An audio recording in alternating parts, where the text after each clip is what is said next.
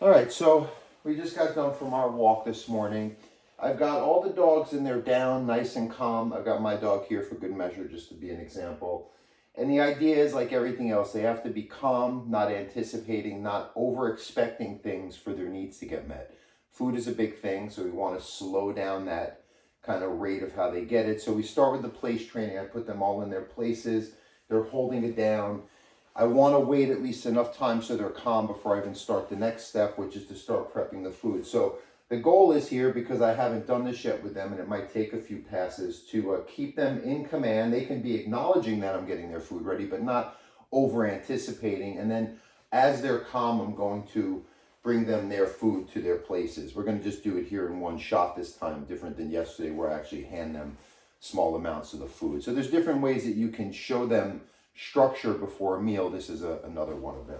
So I'm just going to monitor them, right? I have to multitask. If Ivar gets down, I'm going to redirect him, or gets up, redirect him to his down. I'm going to prepare the food here, right? So he can look. I mean, dogs are going to be interested in food, but it doesn't mean it's an excuse to break command. And even just for the sake of that, it's building those muscles down. And if he physically gets up, place, down, and what he's going to learn, because I think he smells that it's his food, is I'm going to stop the process, down, follow through, make him wait, and I'm going to actually go to the other dog's food now so that he learns that the faster you expect it, the slower it comes. So I'm going to go to, this is Bruno, with his food here.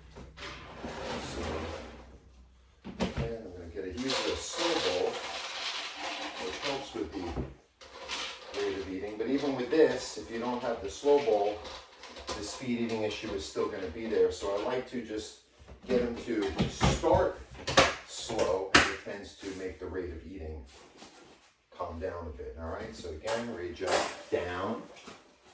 And I just keep reiterating it like a broken record until they realize that the food's not going to come down by any breaking of the command or over anticipation. So down.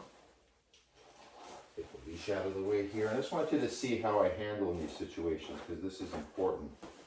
So I'm going to use the leash more.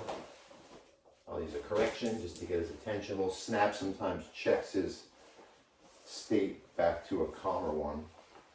So here, Bruno's been nice and calm. He's been a gentleman. So all I'm going to do is I'm going to put the food down, and then I'm going to release him with okay, and then he's going to be allowed to eat. He just eats in here so he doesn't get disturbed by the other dogs.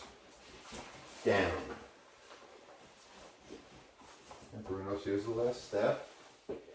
Good, he's checking in, the eye contact, the acknowledgement that I deliver the food, and then when I release him, okay, he can go eat if he likes. Now for Ivar, down. We're going to work a little bit more because he's very impatient. So what I'm going to do here, the first step for him is I'm just going to wait longer, right? He's just going to hold out. Bruno wants to wait, that's his choice. I'll give him about 15 minutes or so. But Ivar, he's going to wait until he's calm. So it might be a little while. It might be longer than the video is going to allow. But the key is to keep him calm. And then when he's not really planning for it, I start making the motions back towards the food and prepping it for him. So I'll do another video here in the last step. I'm just going to work this through here for the time being, and then I'll get back to when it's actually feeding time for him.